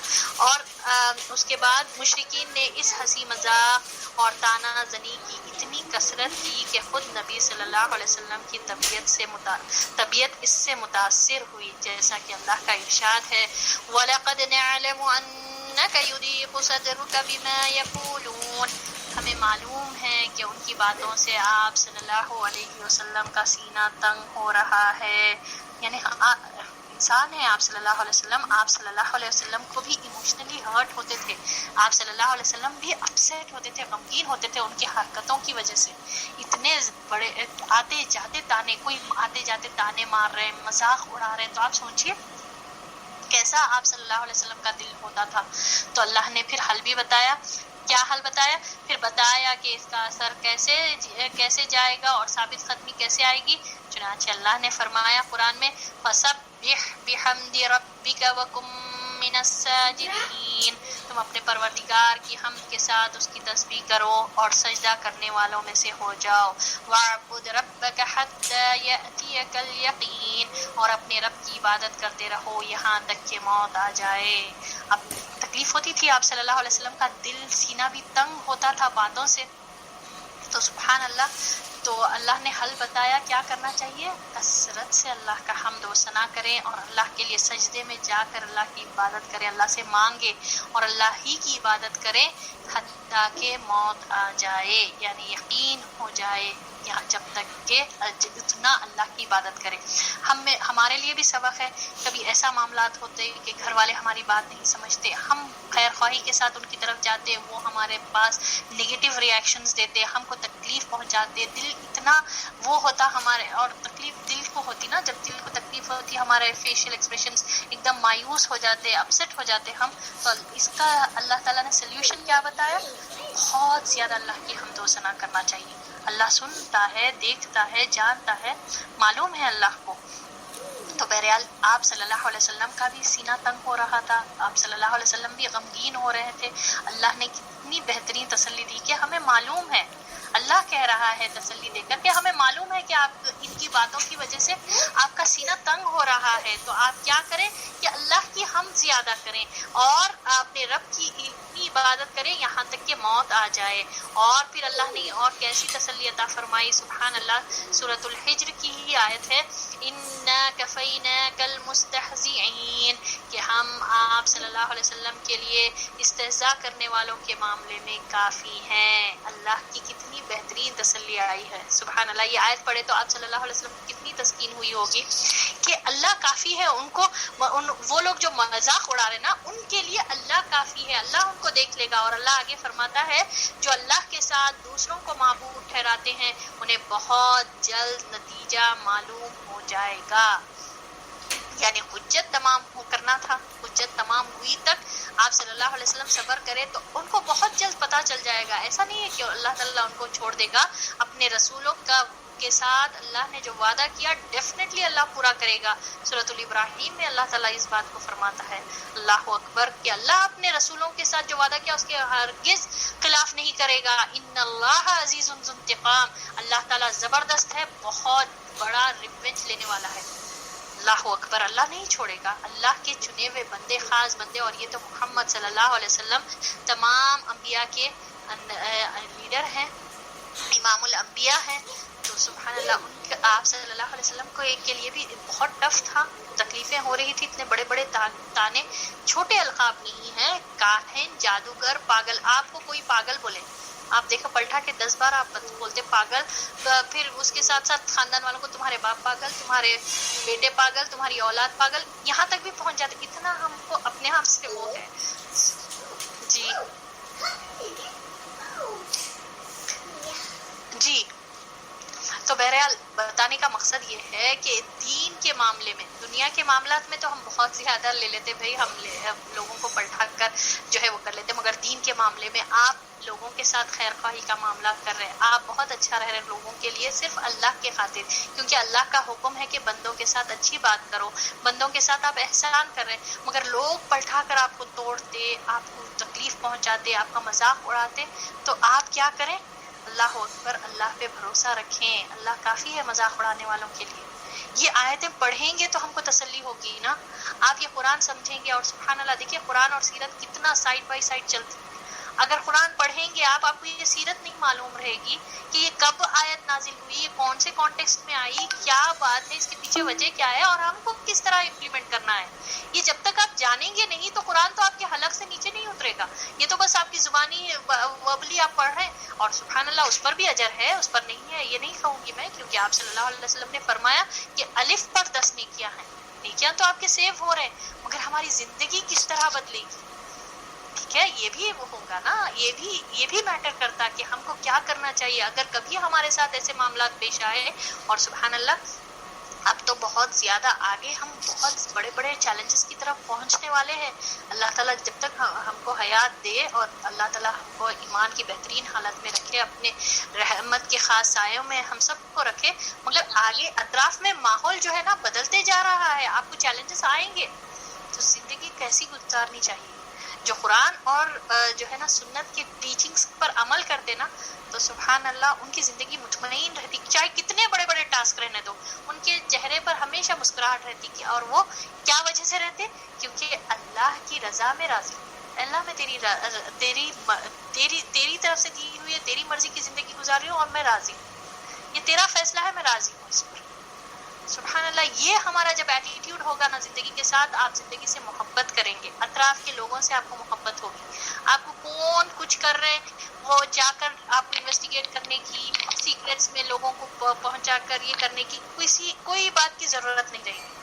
اتنی بہترین لیسن ہم کو نا سیرت سے ملتا. اور یہاں پر دیکھیے یہ لوگ تدبیریں بنا رہے ہیں، پلانز بنا رہے ہیں کہ کس طرح سے جو ہے نا حق کو دبایا جائے. اور اللہ دیکھ رہا ہے، سن رہا ہے، اور اللہ تعالیٰ کیسا اکارڈنگلی آیتیں نازل فرما رہا ہے. تو بہرحال اللہ نے فرمایا کہ ہم آپ کے لیے، آپ صلی اللہ علیہ وسلم کے لیے استہزاء کرنے والوں کے معاملے میں کافی ہے. جو اللہ کے ساتھ دوسروں کو معبود ٹھہراتے ہیں انہیں بہت جلد نتیجہ معلوم ہو جائے گا. اور آپ صلی اللہ علیہ وسلم کو یہ بھی بتایا گیا کہ ان کی حرکت ان کے لیے باعث وبال ہوگی، یعنی کہ یہ حرکتیں ان کی وجہ سے ان پر عذاب بھی آئے گا اور ان کو سخت قسم کی سزا بھی دی جائے گی. چنانچہ فرمایا، اللہ نے فرمایا آپ صلی اللہ علیہ وسلم سے پہلے بھی رسولوں کے ساتھ استہزاء کیا جا چکا ہے. تو یعنی آپ صلی اللہ علیہ وسلم کو اور ایک طریقے سے تسلی دی جا رہی ہے کہ آپ سے پہلے جتنے بھی رسول آئے، قصص الانبیاء میں ہم لوگوں نے پڑھا کہ مین مقصد اللہ تعالیٰ نے جو قصص الانبیاء کا ذکر قرآن میں فرمایا ہے، تمام جتنے بھی نبی اور رسول آئے تاکہ آپ صلی اللہ علیہ وسلم کا دل مطمئن ہو جائے، آپ کا صلی اللہ علیہ وسلم کا دل ریلیکس ہو جائے کہ ہاں میرے سے پہلے کے رسولوں کے ساتھ بھی یہی چیلنجز آئے. نوح علیہ السلام کے بارے میں ہم لوگوں نے سورۃ النوح میں کیا تھا اور پھر قصص الانبیاء میں بھی کیا تھا. 950 سال کی تبلیغ، اللہ اکبر. اور صرف کتنے ملتے آپ معلوم آپ کو؟ 70 لوگ. 950 سال کی تبلیغ میں مجنون کہا جاتا تھا، دھکے مارے جاتے تھے، دھمکیاں دیا جاتا تھا کہ نہیں کریں گے تو اے نوح ہم تو ان کو سنسار کر دیں گے، اگر تم یہ کام چھوڑیں گے نہیں، ایک اللہ کی عبادت، یہ دعوت کا کام نہیں چھوڑیں گے تو سنسار کر دیں گے. نوح مجنون ہو تم، ایسے کر کے بولا جاتا تھا، ان کو دھمکیاں دی جاتی تھی. اللہ اکبر. تو یہ سب چیزیں اللہ نے ذکر فرمایا ہے قرآن میں. اور یہ پڑھ کر سبحان اللہ سورہ یوسف جو ہے نا اسی پیریڈ میں نازل ہوا. اب جب آگے ہم جب آپ صلی اللہ علیہ وسلم کے اوپر جو اذیتیں بھی کر رہے تھے، لوگ ستاتے تھے، اسی پیریڈ میں اللہ نے سورہ یوسف نازل فرمایا کہ یوسف علیہ السلام کا صبر دیکھیے کیسا، کچھ بھی نہیں تھے اپنے بھائیوں کی وجہ سے.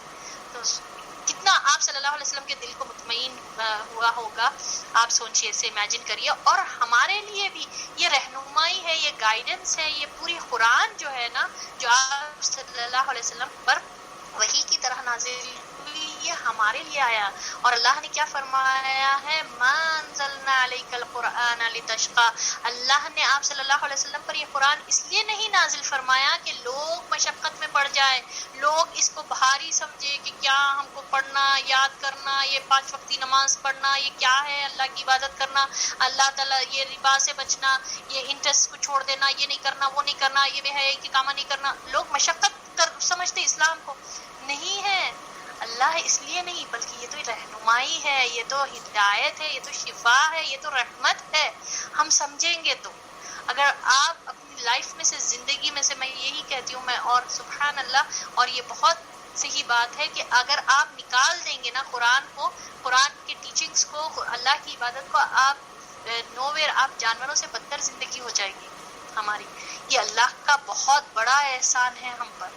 اس چیز کو مانے اور جس کے پاس اس کی قدر آ جائے نا، واقع میں نا آپ سمجھیے آپ سب سے بڑے دولت مند ہیں. تمام ملینئرز کو پیچھے چھوڑ دیں گے آپ اگر جب آپ اس کی دولت کی، اس کو قدر کرنے لگے اور آپ یہ سمجھیں کہ آپ کے پاس بہترین دولت ہے یہ قرآن کی دولت. تو اللہ ہم سب کو عمل کرنے والا بنائے. کہنے کا مقصد یہ ہے کہ کس طرح سے آپ صلی اللہ علیہ وسلم کو اللہ نے آیتیں عطا فرما کر تسلی دیتے گیا، وقتاً فوقتاً اللہ نے آیتیں نازل فرمائی. اور آخر میں اللہ نے فرمایا کہ ایسا آپ کے ساتھ یہ جو ہو رہا ہے وہ کوئی یونیک چیز نہیں ہے، کوئی ایک نئی بات نہیں ہے. پہلے کے رسول جتنے بھی آئے، آپ سے پہلے جتنے بھی آئے، اللہ نے قصص الانبیاء بیان کر کے فرمایا کہ ان کے ساتھ بھی یہی ہوا. تو آپ بھی صبر کریں. اور اللہ تعالیٰ نے کیا فرمایا؟ جس کا نتیجہ یہ رہا ہے کہ خود ان کا مذاق اڑانے والوں کو اس استہزاء نے گھیر لیا. مذاق اڑانے والوں کو ان کا مذاق ہی ان کے عمل کا جو ہے نا، اور اس کے اوپر ہی ان کے عمل کا وبال آئے گا. اب ایک تو یہ کام کرے کہ ہنسی اڑانا. اب دوسرا کیا کیا انہوں نے؟ لوگوں کو آپ صلی اللہ علیہ وسلم کی بات سننے سے روکنا. کس طرح سے روکے کہ لوگوں کو روکتے تھے. چنانچہ انہوں نے طے کیا کہ جب نبی صلی اللہ علیہ وسلم کو دیکھو کہ وہ لوگوں کے درمیان دعوت و تبلیغ کے لیے اٹھنا چاہتے ہیں تو خوب شور مچاؤ اور لوگوں کو وہاں سے بھگا دو تاکہ انہیں اپنی بات بیان کرنے کا موقع ہی نہ مل سکے. اچھا سبحان اللہ، آپ دیکھیے آج جو ہے نا ہمارے لیے نہ مشرکوں کو فیس کرنا ٹاسک نہیں ہے، اپنے مسلمان بہنوں بھائیوں کو ہی فیس کرنا. اب جہاں جو ہے نا دین کا کم علم ہے، لا الہ الا اللہ پڑھنے والے لوگ ہیں، وہاں پر آپ جب بتائیں دیکھیے میوزک نہیں وہ کرنا، تو لوگ ہے نا بات کو اڑا دیتے، سنی انسنی کر دیتے ہیں بالکل، یعنی کہ دوسری بات کرنے لگتے. بھائی ان کا کام ہی یہ ہے، یہ جو ہے نا ہمیشہ خالی دین دین دین کرتے. یہ کس قسم کے بے وقوف لوگ ہیں، نہ کیریئر کی فکر، نہ دنیا کی فکر، نہ پیسے کمانے کی فکر، بس ہمیشہ دین دین دین. یہ سنے ہوں گے آپ لوگ ایکسٹریمسٹ قسم کے لوگ ہیں. اور سبحان اللہ، اللہ چاہتا ہم کو کہ اللہ کیا فرماتا ہے، ان الذین آمنوا اشد حب للہ، وہ لوگ جو ایمان لائے اللہ کی محبت میں زیادہ ہے، شدید ہے، ایکسٹریمسٹ ہے. تو ہم کو رہنا بھی ہے بھائی، ہم اللہ کی محبت میں شدید رہیں گے تو ہی عمل کر سکیں گے نا.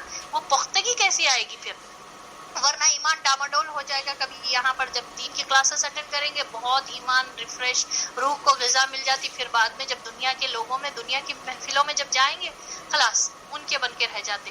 ڈرنے بھی کیسا بولیں گے، ہمارے کو کچھ پلٹا کے بول دیں گے تو نہیں. جب ایمان کی پختگی کیسا آتی، یہ آپ ہے نا اس کی پر عمل کریں. تو دیکھیں یہاں پر ان لوگوں نے بھی دوسرا تدبیر کیا لی کہ کیسے کیسے پلاننگز حق کو وہ کرنے کے لیے. تو یہ لوگ اتنے ڈٹے ہوئے ہیں حق کو جھٹلانے کے لیے، تو کیا ہم حق پر ہوتے ہوئے حق پر نہیں ڈٹنا چاہیے؟ ایک سبق ہم کو بھی ملتا نا، اسے لیسن ملتا. ہم جانتے یہ حق ہے تو حق پر ہم کو نہیں جمنا چاہیے. یہ باطل پہ اتنے ڈٹے ہوئے ہیں اور کیسے کیسے تدبیریں کر رہے ہیں. دیکھیے یہاں پر ان لوگوں نے اور ایک پلان کیا بنایا، جب بھی نبی صلی اللہ علیہ وسلم جائیں قرآن پڑھ کر لوگوں کو دعوت دے، تبلیغ کا کام کرے، تو وہاں پر خوب شور مچانا، اتنا زیادہ چلانا چیخنا کہ لوگ وہاں سے اور لوگوں کو وہاں سے بھگا دینا تاکہ آپ صلی اللہ علیہ وسلم اپنی بات بیان کرنے کا موقع ہی نہ ملے. اللہ اکبر. مشرکین نے اس تجویز پر عمل کرنے کا ایک دوسرے کو خوب تاکید کی اور بڑی سختی اور پختگی سے اس پر عمل بھی کیا. چنانچہ ان کا مجموعہ عام میں نبی صلی اللہ علیہ وسلم کو تلاوت قرآن کا جو پہلا موقع مل سکا وہ نبوت کا 5واں برس رمضان کے مہینے میں ملا. یعنی 5 سال کے بعد، اتنے دنوں کے بعد آپ صلی اللہ علیہ وسلم کو ان مجموعے میں جو ہے نا جو پڑھنے کا، یعنی بالکل اوپنلی قرآن پڑھنے کا جب چانس ملا، وہ کب ملا؟ 5th نبوت کا 5واں سال چل رہا تھا. یہ آپ لوگ امپورٹنٹ ہے، نوٹ کرنا چاہیے اس کو. اس موقع پر آپ صلی اللہ علیہ وسلم نے سورۃ النجم کی تلاوت فرمائی تھی. معاملہ اس قدر سخت تھا کہ نبی صلی اللہ علیہ وسلم جب نماز میں قرآن کی تلاوت فرماتے اور یہ تلاوت زیادہ تر رات کو تہجد کی نماز میں ہوا کرتی، تو یہ لوگ قرآن کو، اس کے اتارنے والے کو اور اسے لانے والے کو گالیاں دیتے. چنانچہ اللہ نے حکم دیا وَلَا تَجْهَرْ بِصَلَاتِكَ وَلَا تُخَافِتْ بِهَا وَابْتَغِ بَيْنَ ذَلِكَ سَبِيلًا. اپنی نماز نہ بہت اونچی آواز سے پڑھو نہ بالکل دھیمی آواز سے، بلکہ بیچ کا راستہ اختیار کرو. یعنی کہ اس دور میں جب آپ صلی اللہ علیہ وسلم پڑھتے تو یہ لوگ کیا کرتے تھے، اللہ کو اور اللہ کے رسول صلی اللہ علیہ وسلم کو اور کلام پر گالیاں دیتے تھے. تو اللہ نے کیا حکم دیا کہ اچھا ٹھیک ہے، نہ زور سے آواز میں پڑھو. اس ٹائم تک کے لیے یہ آیا تھا کہ زور سے نہیں پڑھو، اور نہ ہی اتنا دھیمی آواز میں پڑھو کہ بالکل خود کو نہ سنائی دے، بلکہ بیچ کا راستہ، ٹھیک ہے، معتدل والا راستہ اللہ تعالیٰ نے حکم دیا کہ اس کو اپناؤ. اسی تدبیر کا ایک حصہ یہ بھی تھا، یعنی کون سی تدبیر، کہ آپ صلی اللہ علیہ وسلم کی بات لوگوں کو سننے نہیں دینا. جب بھی آپ صلی اللہ علیہ وسلم قرآن پڑھ کر سنائے یا تبلیغ کا کام کرے، شور مچانا. اس تدبیر میں یہ بھی حصہ تھا کہ نذر بن حارث یہ کیا کر رہا تھا. نذر بن حارث عراق کا ایک علاقہ ہے، ٹھیک ہے، عراق کا ایک پلیس کا نام ہے ہیرا، اور شام گیا اور وہاں سے لوگ کہانیاں دار و سکندر اور رستم و اسفندیار کے قصے سیکھ کر آیا، اور جہاں مجلسیں جمتی داستان شروع کر دیتا اور لوگوں کو موقع نہ دیتا کہ نبی صلی اللہ علیہ وسلم کی بات سن سکیں۔ یہ بھی نضر بن حارث بھی اسلام کے دشمنوں میں سے اور ایک دشمن ہے، مکہ کا اچھا بڑا سردار تھا یہ۔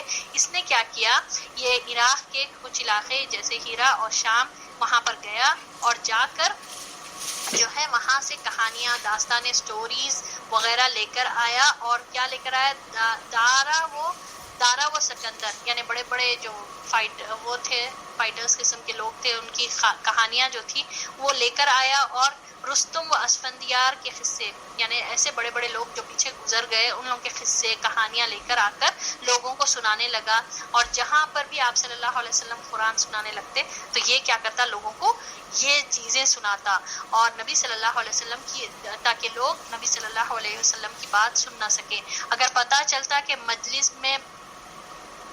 میں بیٹھ کر آپ صلی اللہ علیہ وسلم نے کچھ واعظ و نصیحت کی ہے تو آپ صلی اللہ علیہ وسلم کے ہٹتے ہی ٹپک پڑتا اور قصے کہانیاں سنا کر کہتا کہ آخر محمد صلی اللہ علیہ وسلم کی بات کس طرح مجھ سے اچھی ہے، یعنی وہ یہ جو کہانیاں جو لے کر آیا وہاں کے وہ قصے کہانیاں سناتا اور کہتا کہ کس طرح سے محمد صلی اللہ علیہ وسلم کی بات یعنی قرآن اس سے بہتر ہے، نعوذ باللہ، ایسے حرکتیں کرتے۔ اور سبحان اللہ، دیکھیے کیسا آپ صلی اللہ علیہ وسلم کا صبر تھا۔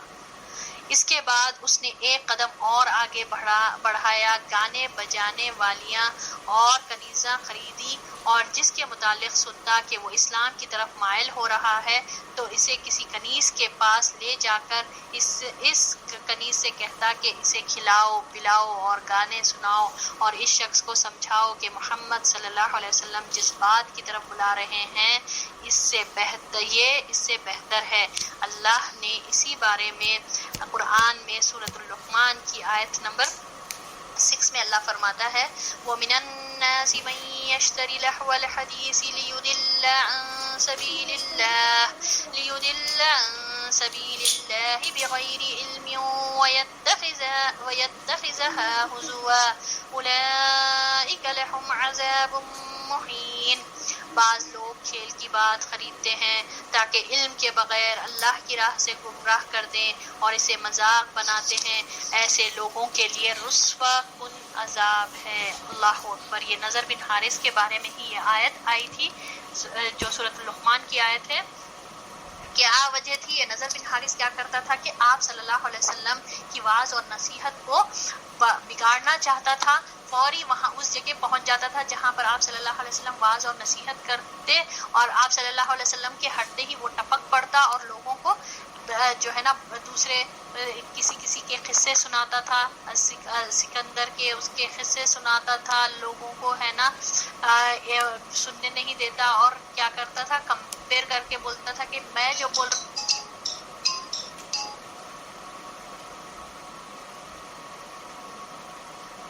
اور کیا کہتا تھا۔ میری آواز آ رہی ہے آپ لوگوں کو؟ جی میری آواز کلیئر ہے؟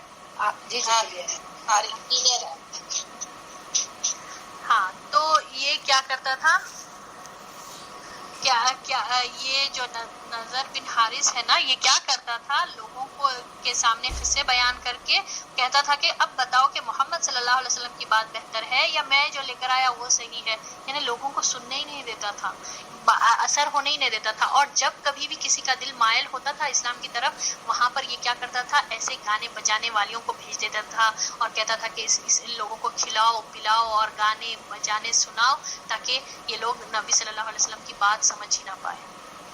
کیسے کیسے تدبیریں ان لوگوں نے کی، دیکھیے، اور آپ صلی اللہ علیہ وسلم کے لیے آسان تھا، سوچئے، اللہ اکبر۔ اور اللہ نے اسی کے تعلق سے پھر یہ آیت بھی نازل فرمائی جو سورۃ اللقمان کی آیت ہے۔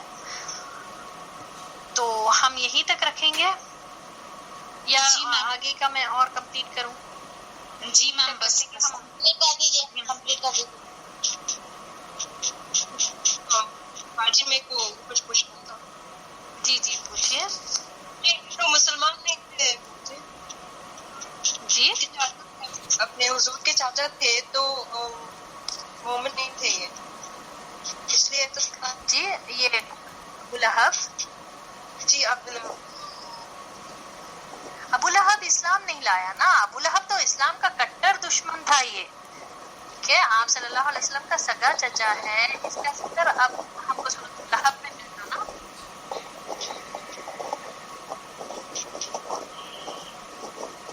جی عالیہ کلیئر ہے بات؟ جی سمجھ گئی۔ سگا چاچا ہونے کے باوجود دشمنی کیا اس نے، اور ناٹ اونلی یہ بلکہ اس کی بیوی ام جمیل جس کا ذکر سورۃ لہب میں ہے، ان سب نے بہت زیادہ، یہ تو پیچھے پیچھے جا کر آپ صلی اللہ علیہ وسلم جہاں پر بھی جاتے تھے تو یہ بھی جاتا تھا جا کے پیچھے کسی کا مائک آن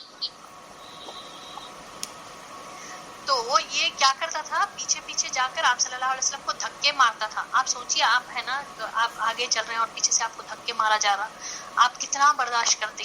تو آپ فیل کریں نا کہ آپ صلی اللہ علیہ وسلم کیسے کیسے چیلنجز، ابھی تو یہ تو سٹارٹ ہوا، آگے چل کے آپ دیکھیں گے کیا کیا ہوا تھا۔ شاید ہی کوئی روئے زمین پر ایسا شخص آیا جس کی زندگی میں اتنے چیلنجز تھے، پورے رسولوں کو بھی ملا کر کسی رسول کو اتنے چیلنجز نہیں تھے جتنے محمد صلی اللہ علیہ وسلم نے فیس کیا اس اسلام کو قائم کرنے کے لیے۔ ہم جب پھر اس کی نہیں وہ کریں، ہم اس کی قدر نہیں کریں اور ہمارا دین مغلوب ہے، دین کو کوئی اہمیت نہیں ہے، ہم اس کے دین کو غالب کرنے کی فکر نہ کریں، تو پھر ہم کیا کر رہے ہیں؟ ہم کیا امتی کہلانے کے لائق ہے؟ آپ صلی اللہ علیہ وسلم دیکھیے آپ کیسے کیسے چیزیں برداشت کریں، اپنے چچا کی رائیولری برداشت کریں۔ چچا کی رائیولری برداشت کرنا آسان بات نہیں ہے، اپنے جب تکلیف پہنچاتے نا اور بہت زیادہ تکلیف ہوتی میم، اپنوں سے بہت ہوتی۔ ہاں پھر بھی غیر بھی کرتے تو ہوتی انسان کو، ایسے نہیں کہ نہیں ہوتی، مگر جب اپنے ہے نا بالکل آپ جو کر رہے ہیں اس پر ساتھ نہیں دے رہے اور اس پر تانا کشی کر رہے ہیں تو یہ ایک بہت بڑا چیلنج ہوتا۔ اور یہ تو پیچھے پیچھے آ کر دھکے مارنا، پتھر پھینک کر مارنا، ایڑیوں کو زخمی کرنا اور کہنا کہ یہ تو پاگل ہے، شاعر ہے، کاہن ہے۔ آپ اپنے آپ کو اس جگہ پر رکھ کر سوچے نا کہ میرا تو اتنا اچھا ریپوٹیشن تھا، میں کیوں کروں یہ؟ میرے تو الحمدللہ بہت بڑے زبردست بزنس مین تھے آپ صلی اللہ علیہ وسلم، کوئی چیز کی کمی نہیں تھی، مال دولت بہت اچھا تھا۔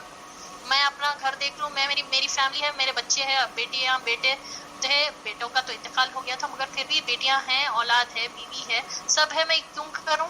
کیوں میں دھکے کھاؤں؟ کیوں ان لوگوں کی باتیں سنوں، تانے سنوں؟ یہی ہوتا نا ہمارے کو بھی اپنے آپ سے جب محبت ہوتی تو ہم بھی یہی سوچتے جانے دو میں اپنا کر لوں، میں اپنی نماز پڑھ لوں۔ وہ آپ صلی اللہ علیہ وسلم تو کرتے تھے اللہ کی عبادت، کبھی بتوں کو چھوئے ہی نہیں۔ ہم پیچھے پوری پڑھ کے آئے آپ صلی اللہ علیہ وسلم کی عملی زندگی کیسی تھی، بچی کچی دینی ابراہیم میں فالو کر رہے تھے، مگر وہ خیر خواہی کا جذبہ کہ ایک اللہ کی عبادت قائم کرنے کا، اور کہاں تک یہ جذبے کو لے کر گئے کہ آپ صلی اللہ علیہ وسلم کے بغیر آپ لا الہ الا اللہ محمد رسول اللہ کلمہ شہادت مکمل نہیں ہوتا۔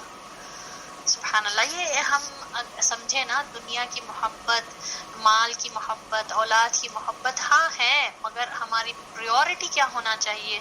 زندگی کو ہم پریورٹائز کریں، ہم بنائیں کہ میرا مین مقصد ایک اللہ کی عبادت، میری زندگی کا مقصد اس دین کی سرفرازی، اسی لیے میں مسلمان، اسی لیے میں نمازی، یہ ہمارا مقصد ہونا چاہیے۔ کسی بھی لیول پر کرے ایک خطرہ کہ ہم کیا کر سکتے بھائی، ہمارے کو تو بولنے بھی نہیں آتا، ہماری تو کوئی سنتا ہی نہیں، یہ کہہ کر اپنے آپ کو پیچھے ڈالنے والوں میں سے نہ بنے۔ ایک قطرہ کیوں نہ ہو، ہم ڈالیں تو صحیح، ہمارا حصہ پڑے تو صحیح، اور یقین جانیے یہ دین آیا ہی غالب ہونے کے لیے، یہ تمام دین کو ختم کر کے بس ایک دین اسلام آیا ہی، اور یہ غالب ہو کر رہے گا۔ آج مغلوب ہے، آج اس کی کوئی قدر نہیں ہے، آج اس کے لوگوں جو اس کے فالوورز ہیں اس کی کوئی سے نہیں ہے، پورے آل اوور دا گلوب آپ دیکھیے تمام مسلمانوں کی کوئی سے نہیں ہے، کسی کوئی سنتا نہیں، ان کی کوئی چلتا نہیں، ان سے کوئی مشورے نہیں لیتا۔ نو ڈاؤٹ ٹیمپرری ہے، مگر ایک ٹائم آئے گا، اللہ تعالیٰ لایا ہی یہ دین غالب ہونے کے لیے، تو آپ اور ہم کیا حصہ ڈال رہے ہیں. ایک چڑی کے خطرے کے برابر بھی اس کی چونچ میں جو خطرہ رہتا نا اتنا بھی اگر ہم ڈال رہے ہیں تو یقین جانیے ہمارا جو ہے نا حصہ ہمارا بڑھا. ہم خوش ہوں گے, ہم انشاءاللہ آخرت کے دن ہم خوش ہونے والوں میں سے ہوں گے کہ اللہ تعالیٰ ضرور ہماری کوششوں کو سرائے گا. نتیجہ نہیں دیکھتا اللہ تعالیٰ, کبھی بھی نہیں چاہیے اللہ کو نتیجہ کہ کون کتنا سنے, کیا واقعے میں لوگ عمل کرنا شروع کرے نہیں کرے. ڈونٹ وری, آپ اگر آپ حق پر ہے, سیدھے راستے پر ہے تو آپ کی رہنمائی کا اللہ تعالیٰ گارنٹی لیتا. سبحان اللہ, آپ کو صراط المستقیم کی طرف اللہ تعالیٰ اس کی تو رہنمائی کی گارنٹی ہو گئی. اللہ اکبر. اس قرآن کو اگر آپ پہنچانے میں ایک خطرہ, ایک آیت, بلغنی ولو آیا, ایک بات بھی کیوں نہ ہو, آپ صلی اللہ علیہ وسلم کی ایک سنت, ایک آیت, قرآن کی ایک آیت کیوں نہ ہو, ہمارے ذریعے سے پہنچانا چاہیے. تو سبحان اللہ یہیں تک ہم رکھتے ہیں, اور انشاءاللہ کل ہم دیکھیں گے کہ اور کتنے کیسے کیسے ان لوگوں نے مقابلے کے لیے, اس دین کے لیے آپ اللہ کے آیتوں کے مقابلے کے پر ٹھہرے ہوئے رہے, جمے رہے اور تدبیریں کرتے جا رہے تھے, پلاننگ کرتے جا رہے تھے, پلاٹنگ کرتے جا رہے تھے, اور اللہ نے کیسا اس دین کو غالب کیا. پھر سبحان اللہ, کوئی کتنا بھی کر لے, حق آیا ہی, حق کا کام ہے کہ حق ظاہر ہو کر ہی رہے گا اور باطل کو فنا ہونا ہی ہے. آج باطل غالب ہے, آج باطل کو بہت زیادہ پریورٹی مل رہی, سپیریئر ہے باطل, تو آج ہے وقتیہ طور پر ہے, مگر حق حق ہے, حق آف کورس اللہ تعالیٰ واضح کر دے گا. سبحان اللہ. تو اللہ تعالیٰ ہم سب کو عمل کی توفیق عطا فرمائے. اللہ تعالیٰ ہم سب سے اس دین کا کام لے, چاہے کتنے بھی لیول پر کیوں نہ ہو, اپنا دھن, اپنا تن, اپنا من, اپنا وقت, ہر چیز ہم لگائیں اس دین کے لیے تاکہ ہم آخرت میں کامیاب ہو جائیں. اللہ ہم لوگوں کو ان لوگوں میں شمار فرمائے جن کے چہرے سبحان اللہ قیامت کے دن روشن ہوں گے, جن کے چہرے حشاش بشاش ہوں گے, ہنستے ہوئے ہوں گے اور اپنے رب کو دیکھتے ہوں گے. اللہ سے دعا ہے کہ اللہ ہم کو ان لوگوں میں شمار فرمائے, اور اللہ سے دعا ہے کہ اللہ تعالیٰ ہم کو اس کتاب کا حق ادا کرنے والا بنائے. اور اس کا حق کیا ہے؟ صرف پڑھ لینا نہیں, صرف اس کو چومنا نہیں, اس کا حق ہے غلاف میں لپیٹ کر رکھ دینا, اس کا حق نہیں ہے. یہ بھی ہے, اس کے ساتھ ساتھ اس کو پڑھیں, اس کو سمجھیں, اس پر عمل کریں, پھر دوسروں تک پہنچائے. خیرکم من تعلم القرآن وعلمہ, تم میں سے بہترین لوگ وہ ہیں جو قرآن سیکھے اور دوسروں کو سکھائے. اللہ ہم کو انہی لوگوں میں شمار فرمائے, آمین یا رب العالمین. وآخر الدعوانا الحمد للہ رب العالمین. سبحان ربک رب العزت عما یصفون وسلام علی المرسلین والحمد للہ رب العالمین. سبحانک اللہم وبحمدک نشہد ان لا الہ الا انت نستغفرک ونتوب الیک.